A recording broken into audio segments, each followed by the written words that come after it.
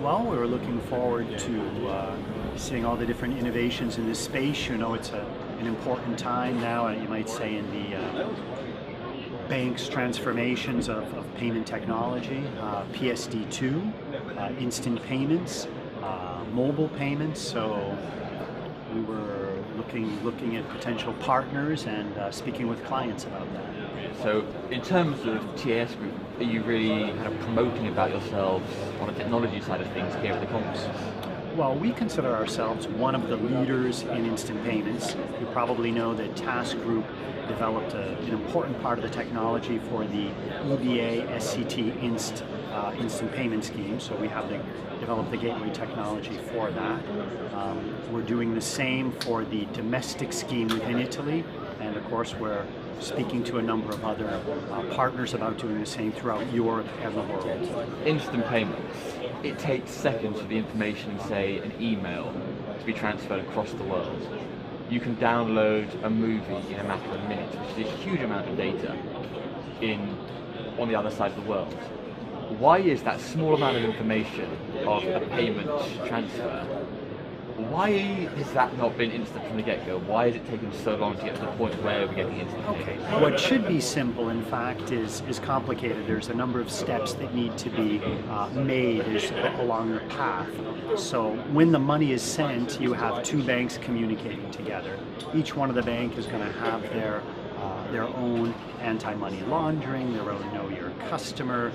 They need to check that the funds are available, the account is active, etc., etc. So all of that work needs to be done, and it needs to be done within a few seconds. You know, the actual time between when the money is, the request for the payment to be sent and when it's received is 10 seconds.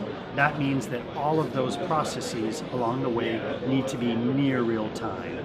And that's where you might say the catch is. So a number of banks had those done as not as a straight-through process or as a near real-time process.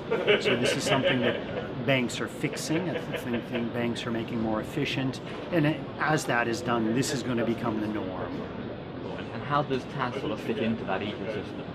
Well, TAS has made a number of the gateways. Of course, we're genuinely an expert on SEPA processing. So already for the SEPA SCT or the SEPA SDD, we have software to help banks implement that in a very quick fashion, and to extend that so that that can become, you know, real-time, near real-time was just a natural evolution of our product line.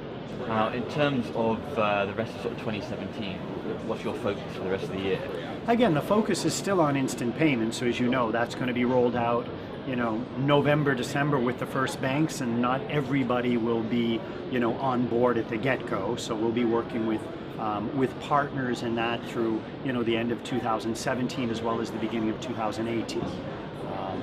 We think there's a lot of initiatives also outside of the European borders in this space. So you probably know in the US they're looking at the faster payments scheme as well, and we intend to be involved with that and other opportunities that are similar. So we do see instant payment as a driver, and we think another driver in the payment space is PSD2. So this is another area where we have a line of products, and we're working with partners and customers to make that process much easier.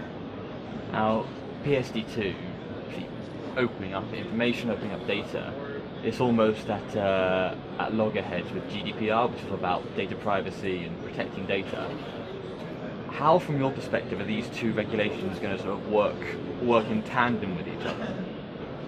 Well, in the end, they may help each other as products are developed and there's some kind of standardization.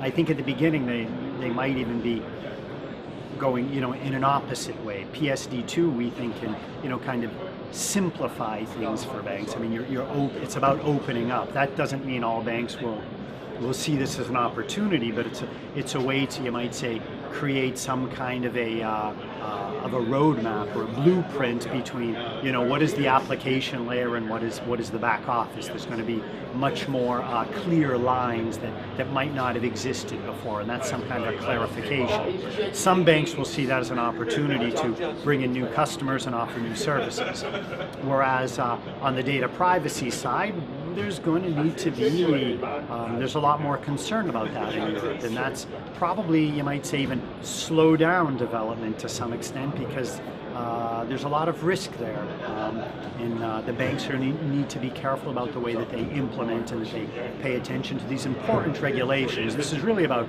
keeping the customer's trust in the end. So this is something that you might say banks really have.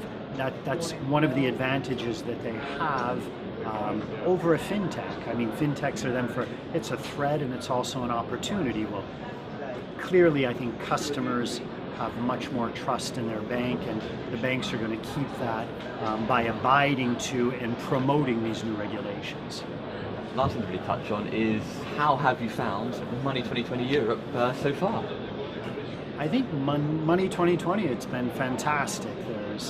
There's a lot of interesting speakers. My favorite so far has been the opening keynote by Jack Dorsey.